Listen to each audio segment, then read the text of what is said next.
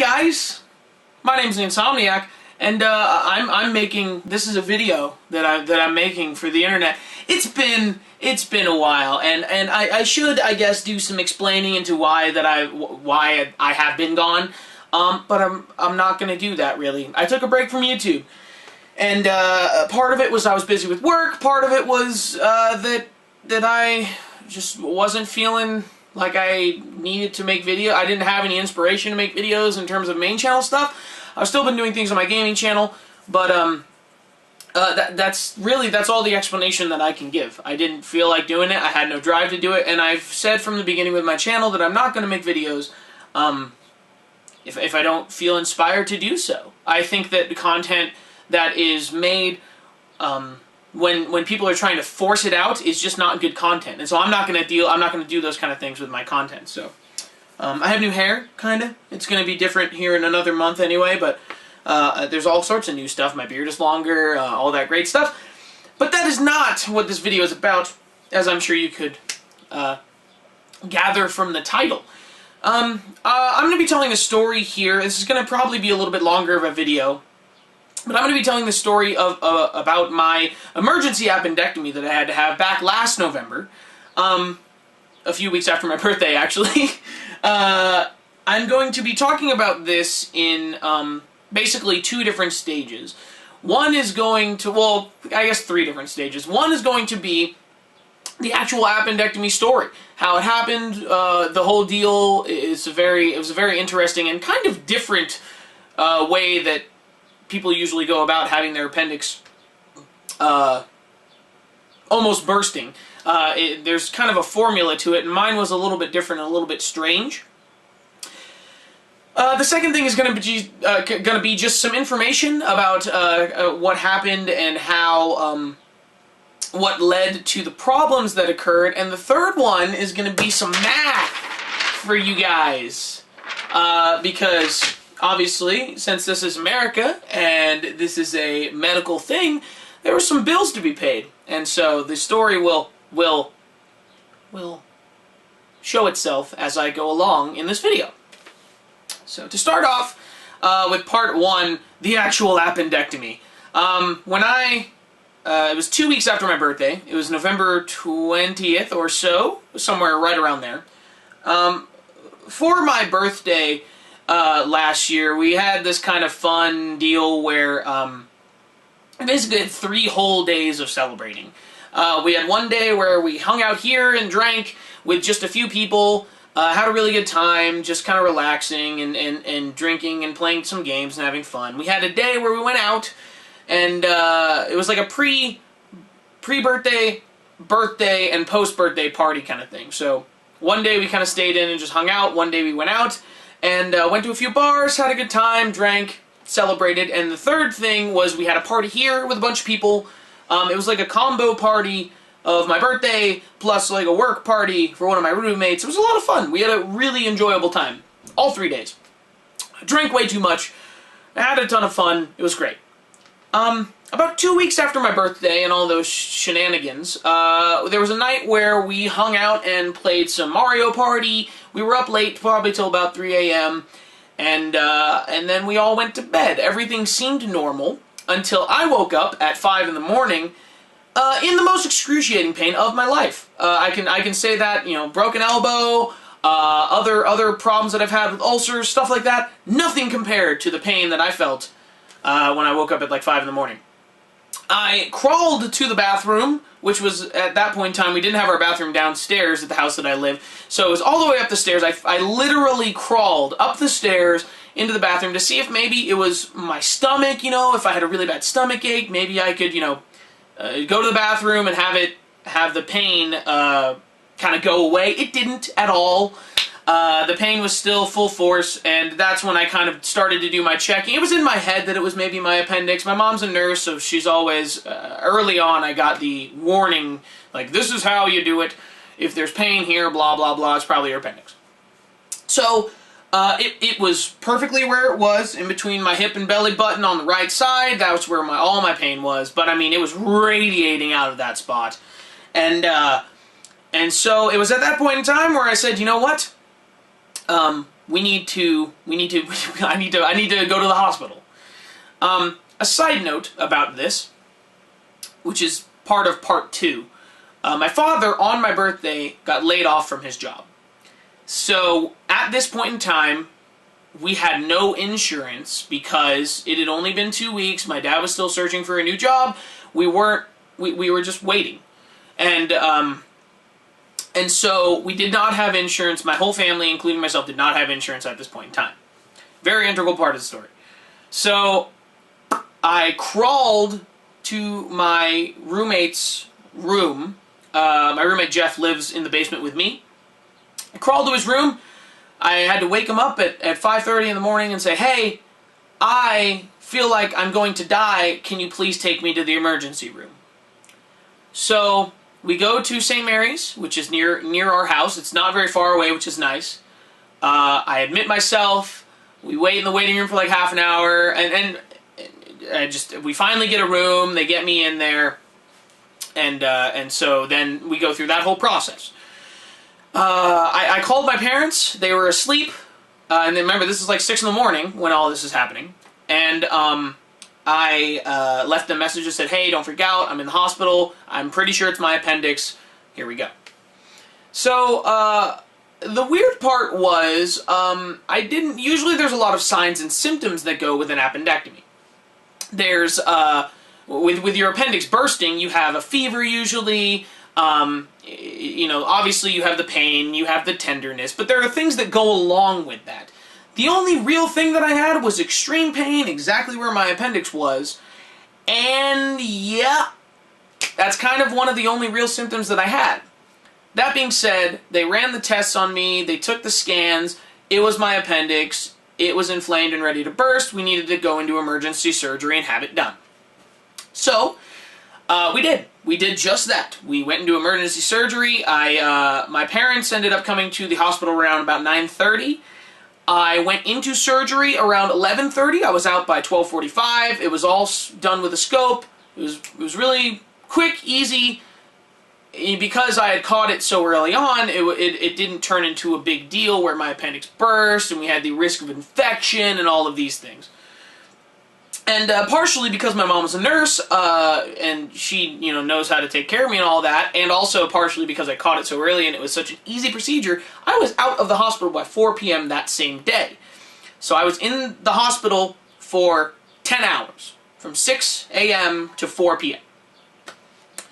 In those 10 hours, I accrued a bill. Remember, I didn't have insurance. I accrued a bill of $33,725. That's all of the bills added up. That's how much my hospital bill costs. Basically, my life, since if you don't get your appendix out, you can easily die. My life, based on the medical system of the United States of America, my life without insurance is worth $33,725. It's a lot of money. And when the bills started rolling in and everything was said and done, it was just insane. At that point in time, I did not have a job. I was in the process of searching for a job. I ended up getting a job like 2 or 3 weeks after the surgery. I was still... you're not able to lift anything for like a month, over 20 pounds. It is supposed to be longer than that. It took me probably about 3 months to have it not have any pain in my stomach, in the region where my appendix was afterwards. It's a long healing process for an appendectomy. So, it was kind of a large deal. It was a big deal. And, at the point in time when I had the surgery, I did not have a job. I was unemployed, I had no income, I had no insurance. It was just the kind of nightmare situation, really. It was terrible timing. But, afterwards, I was left with this bill. And so now, I'm going to go through the math of the situation a little bit with this $33,725 bill. And I'm going to do it from the perspective of I got this job that I was making $10 an hour with, that I was working full-time, and we'll go from there. Let's get into that. So this is technically, I guess, part 2, 3, whatever you want to call it. I kind of just slipped part 2 into part 1, so let's just call this part 2. Part 2 is the bill totals and all of the math that I've done to let you know about what is up, and how terrible this system is, and how, you know, how life-ruining it can be. What I did was I applied for Medicaid as soon as I could after a surgery. I didn't have insurance, so I basically, if I wasn't approved for Medicaid, I'd be totally fucked. I was approved. We're working on the process of paying all these bills. And then if there is any left over, obviously that will be my portion of it. But we're going through the process of calling collectors and whatnot. I have somebody that helps me at the hospital, basically, that took over my case, and we're working our way through that. But this math is assuming that I did not get approved for Medicaid at all. That I for some reason they denied me, and I was stuck with a $33,725 bill sitting on my desk and a bunch of people basically saying, give me the fucking money. So, I work right now 8-hour days, 5 days a week. Making $10 an hour. It's a great job. It's a great job. It covers what I need. It covers my expenses in terms of rent and utilities and my credit card and all of these things. I'm able to pay everything, have money left over to be able to save. My first little blurb here, I've broken it down into 3 separate sections. The first section is if I was working 8 hours a day, 7 days a week, I was working every single day of the week, I'd be making $80 a day, and I'd be making $560 a week. That's before I haven't included taxes because I didn't want to get that detailed into everything. We're just assuming that this is without taxes. So basically everything would be take a little bit longer than I'm actually proposing here because taxes would be involved. So I would be making less money because of that. So making $560 per week, it would take me 60.22 weeks to pay off my entire bill. And that's if all of my money was going into it. That's if I didn't have any expenses at all. I didn't have to pay rent, I didn't have to buy food, I didn't have to buy new clothes if I need them or anything. So it would take me 60.22 weeks. If I took that down to what I'm doing now, which is working 8 hours a day, 5 days a week, I'd be making $400 a week, and that would expand the time that it would take me to pay the bill to 84.31 weeks, which is a year and about 32 weeks. And that's, once again, if I had no other expenses, if I was just pouring my money back into the hospital bills. Now, I got into a little bit more detailed, and 8 hours a day, 5 days a week, with my expenses that are necessary every month factored in there. Making $400 a week times, and I just said 4 weeks per month, even though that's not exactly how everything works, but 4 weeks per month, I'd be making $1,600 a month. And that's before taxes. My expenses with rent, utilities, my credit card, $75 a month, even though that's not usually what I spend on groceries, I just set it aside to be able to spend it on groceries if I need it, plus gas money because I drive a lot for my job. I have about $655 in expenses per month. So my $1,600 subtracting that $655 leaves me with about $945 of extra. So this little math equation is assuming that I am saving literally nothing and just putting that $945 every single month back into my hospital bills. Paying that $925 a month towards my $33,000 plus medical bill, it would take me 35.69 months, or almost 3 years, to pay off my medical bills. And that's with saving no money. That's with not spending any money on anything but the essentials to my life. It would take me 3 years.